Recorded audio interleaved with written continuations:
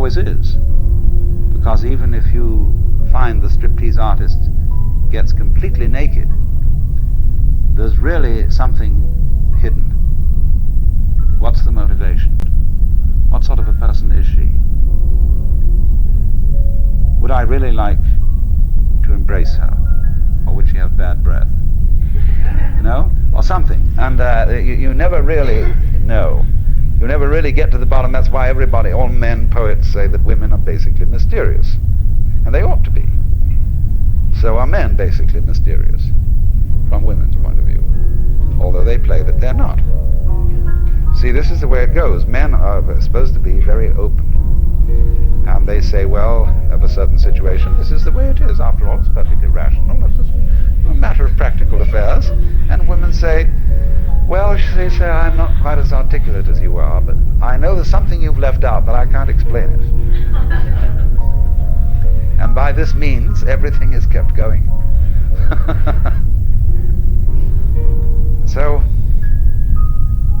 what I'm saying is, I think this.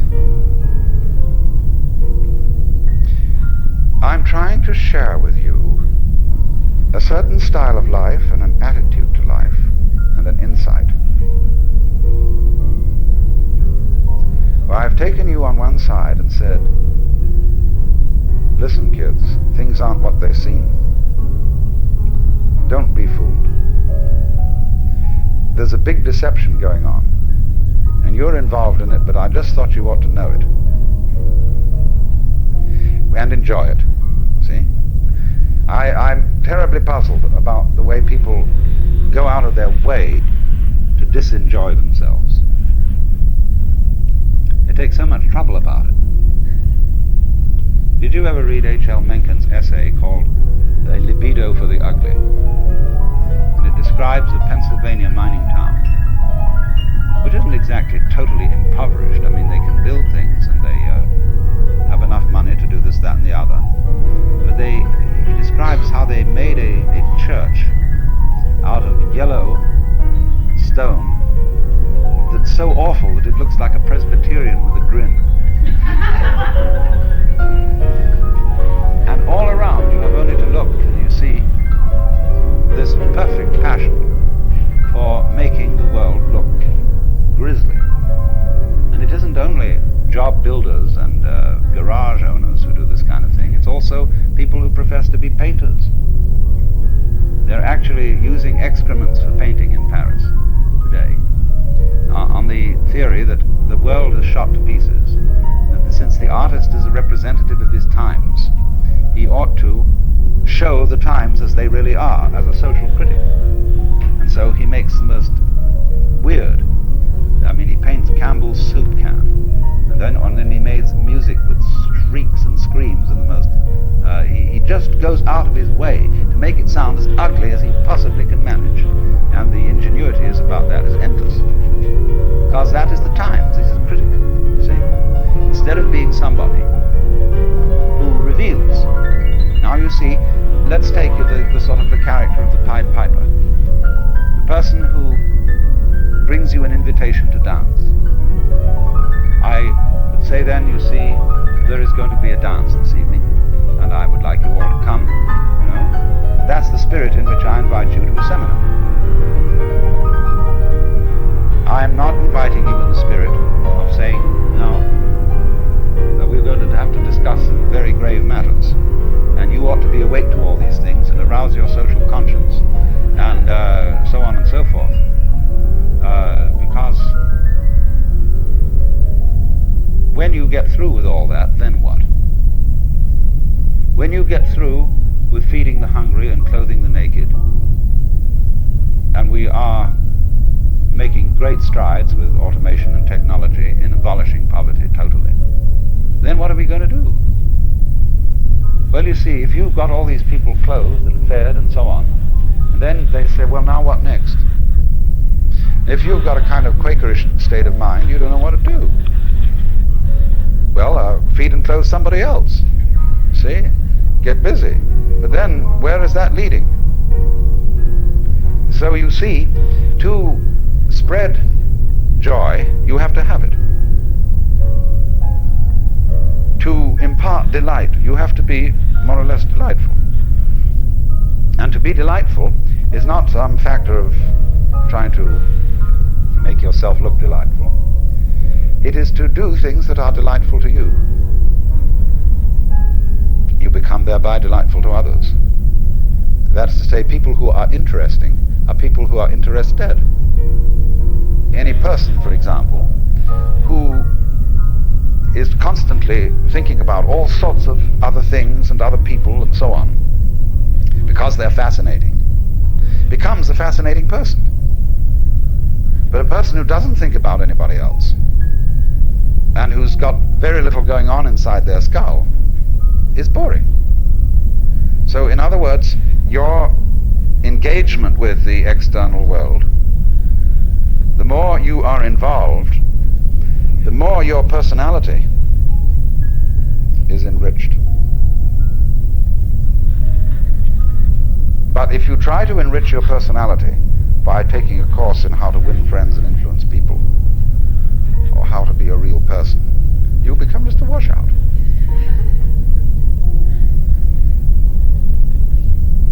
Because you will be in a kind of small circle. You'll be, as it were, you'll be like somebody trying to get a good nutrition by biting his nails.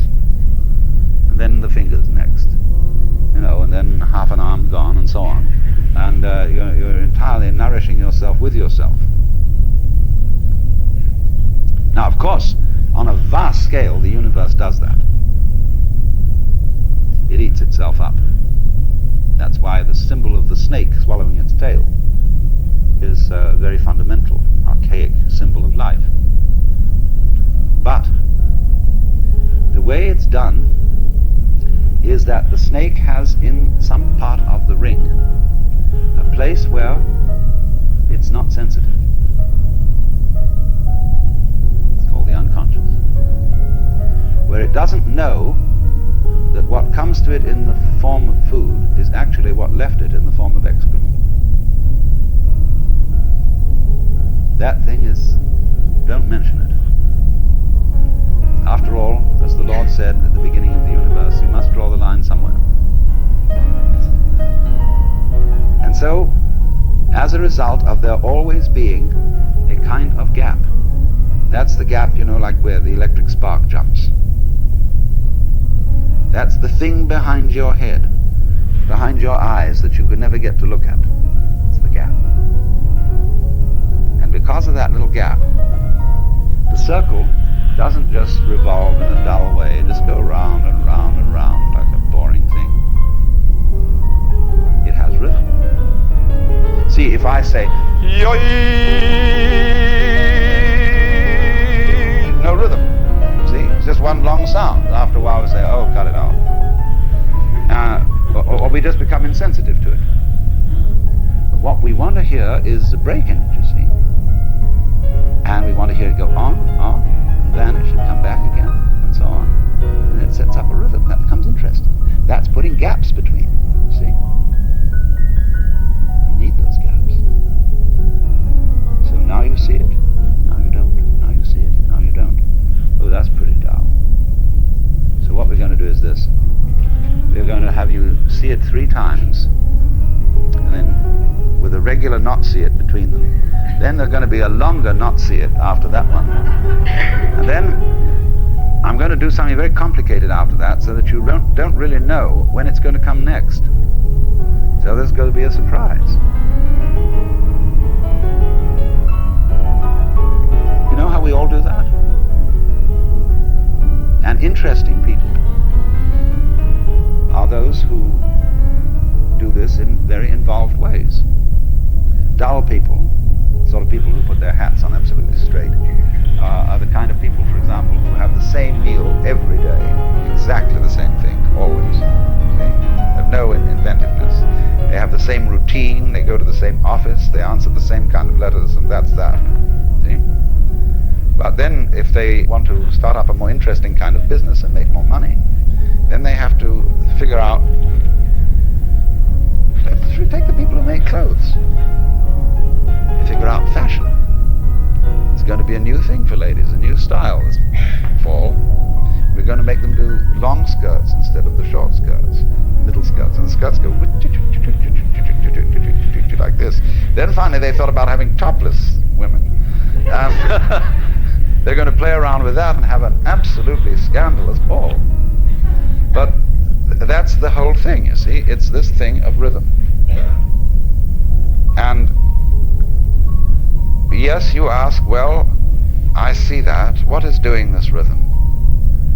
Who, after all, am I? And as you explore deeper and deeper and deeper into the nature of yourself, you find that you're a rhythm doing a rhythm. And behind that there's another rhythm doing a rhythm. Your vibrations. And once again you meet our friend the onion. And who is doing all this? Why, he disappeared. Came around, there it was, and we were looking for him and he vanished. And then just when we weren't looking for him again, there he is. But every time we try to see, he isn't there. Now do you see that? That situation